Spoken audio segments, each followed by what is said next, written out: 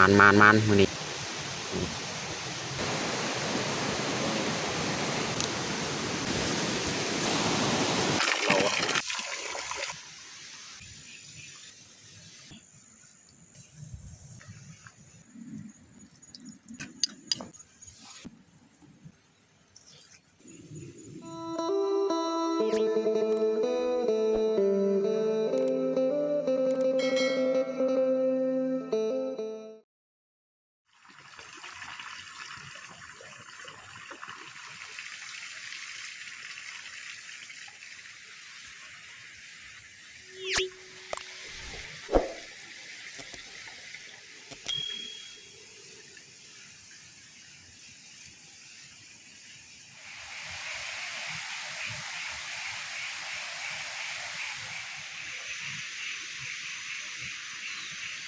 กราบสบายดีเบิร์ดสุคูสุขอนยินดีตอนรับเข้าสู่ซองน้องมุกดาสำหรับมื้อนี้มุกดากับพาปัวเขาให้เนาะพี่น้อง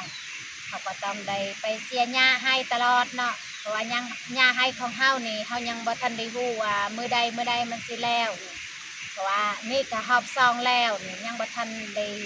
สำเร็จเทื่อจังไดก็ต้องให้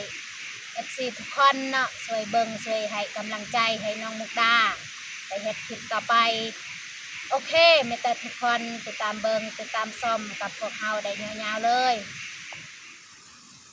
มื้อนี้เฮากะเสียหญ้าลุมเทียงนี่แหละนี่บอนไกลๆทางนี่เฮาจะเสียบอนนี้แหละเพราะว่าทางนี้นี่มันจะหกหลายนี่เฮาก็ต้องเสียไว้ก่อนส่วนเบื้องเทิงนี่ปะให้มืออื่นมือฮืออีกไปเสียต่อเขาจะเสียลุมเทียงนี่แหละ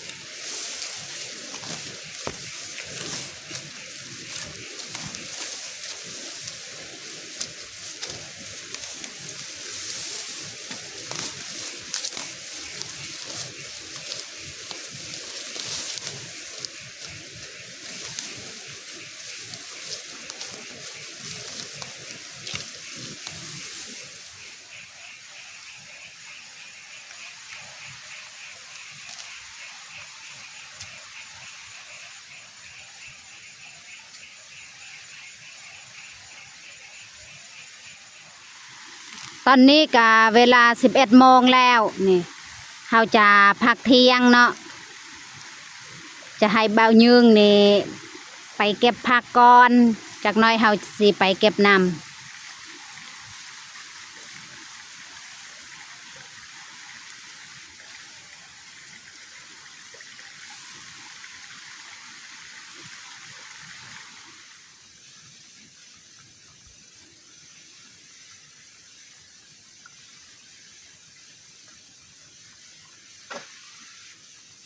ตอนนี้กะน้องมุกดากันยังบ่ทันได้เลิกจากเสียหญ้า เรียกคอยสีไปเก็บพืชผักก่อนเนาะแล้วถึงมาดังพืชดังไฟแล้วกับเห็ดกินเห็ดยากเนาะไปเก็บป่ายอดมือนี่แหละ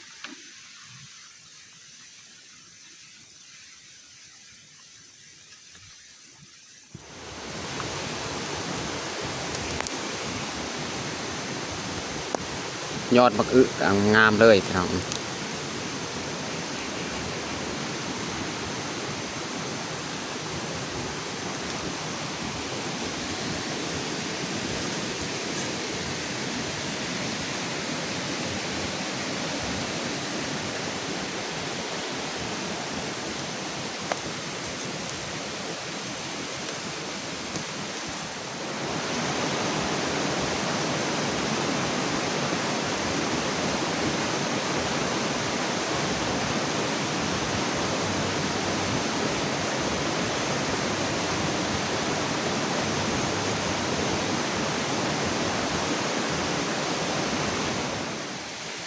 ป้าพี่น้องเอ้ยมันอุ้ยพี่น้องเอ้ยนี่พอเฮ็ดอันนี้คักโอ้พี่น้องเอ้ย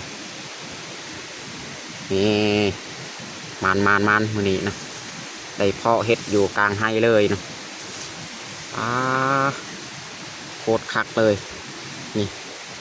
ลายดอกมันซ้อนกันโอ้เสียดายเอาไว้คืนนี่โอ้อีกทางนั้นก็มีเหมือนกันนี่ดอกน้อยๆตัวนี้สี่ดอกเลยมันซ้อนกัน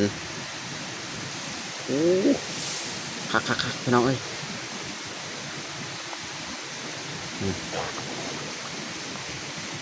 ซ้ำสีแกงกินและเห็ดแต่ว่าบุญยึงก็เคยเก็บกินแหละมื้อนั้นก็มีแต่บุญยึงลืมซื้อ FC แนะนำบอกแล้วว่าเห็ดยังอันแซ่บสุดเลยเห็ดวันนี้เราจะหักเอาเลยพี่น้องเนาะนี่โอ้พี่น้องเอ้ยดอกผมอิดแล้วเอาสี่ดอกเลยอยู่นี่ซ้อนกันดอกซองแล้วดอกใหญ่ๆเบิดอีกดอกใหญ่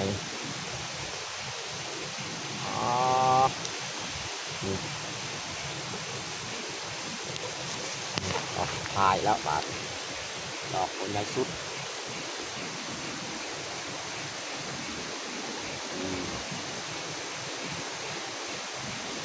เบิ่งนี่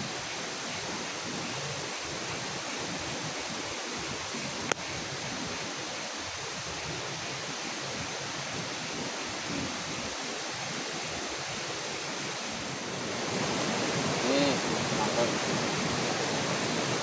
ใหญ่สุดเลยทำสีแกงกินและเด็กอันนี้ก็ย่าง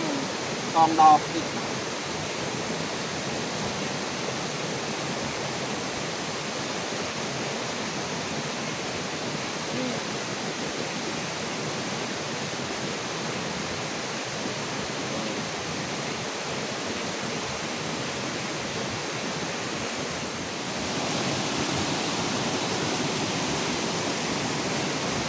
เอาเก็บพืชผักกะเรียบร้อยเนาะเอากะสีกลับไปล้างเฮ็ดอาหารกันกินเลย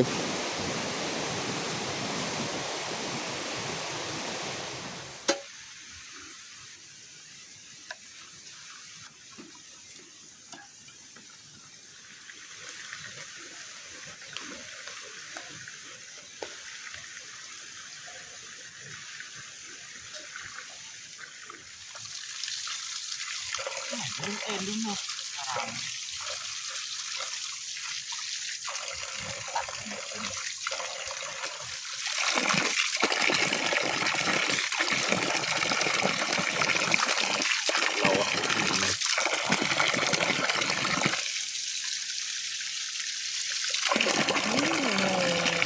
ปลาจรอกดิเจ้า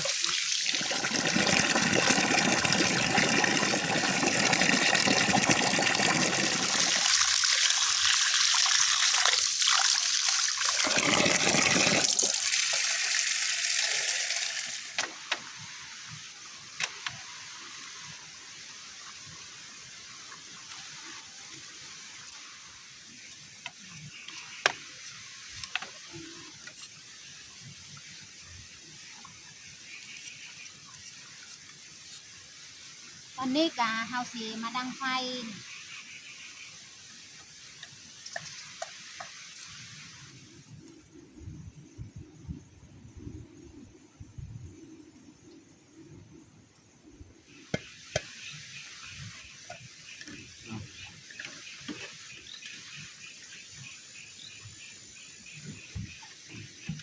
เขาจะเอาน้ำนี่มาใส่นี่เขาจะมาข้างไว้นอกก่อน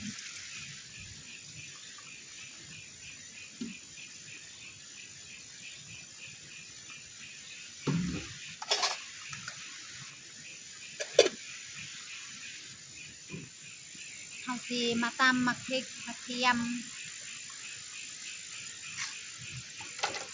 ส่วนเบานึ่งนี่ซอยหอมแดง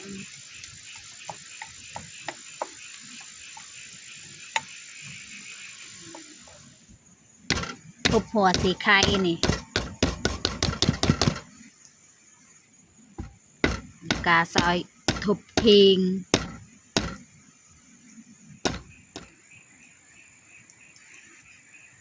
เขาจะบิยอดมักอึ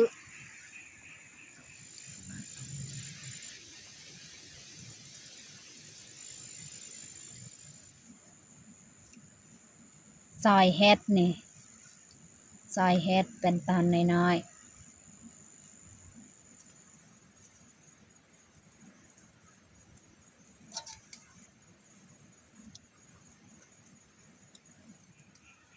เครื่องปรุงที่เขาจะปรุงกะ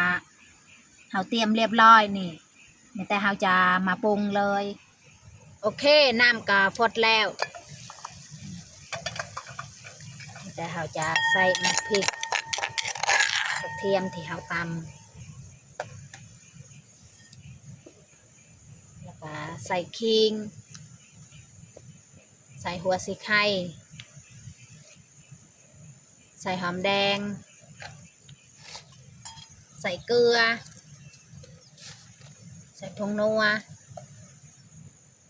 ใส่ปลาแดกใส่น้ำปลา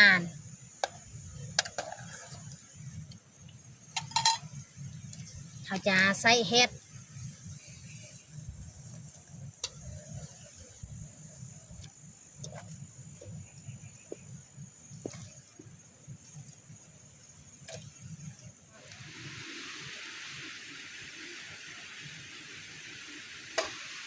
เขาใส่เห็ดกันแล้วแต่เขาจะใส่ยำมะอึ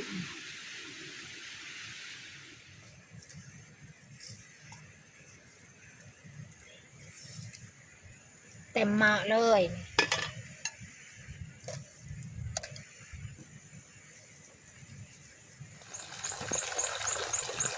เก็บผักอีตูหน่อย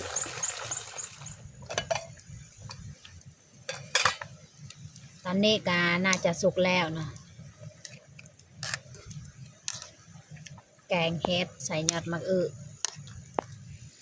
สุดท้ายนี้เขาจะใส่ผักบัวกับผักอีตู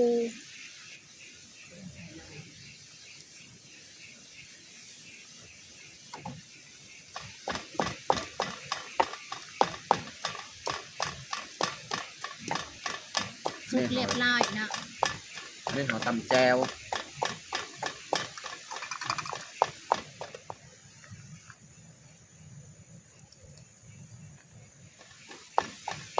แต่เขาจะป้องแล้วก็มาตักไว้สักถ้วย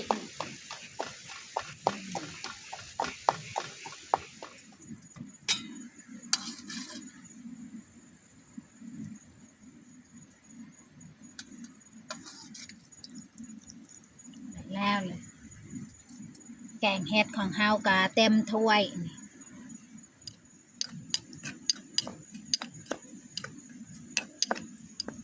ตอนนี้เขาจัดผักข้าวกะสำเร็จเรียบร้อยนี่แกงเห็ดใส่ยอดมะอึแล้วก็จะมีแจวอาหารของเฮากะเบิดสำนี้แหละเขาแต่งผักข้าวกะสำเร็จเรียบร้อยมีแต่เขาจะลงมือกินข้าวเอามาเด้อทุกคนมากินข้าวเที่ยงน้ำกันอยู่ให้อยู่สวนนี่ มาน้องมากินข้าวเที่ยงน้ำกันวันนี้นี่ได้เฮ็ดมาแกงกิน เห็ดกาเห็ดดอกใหญ่ๆพี่น้องนะ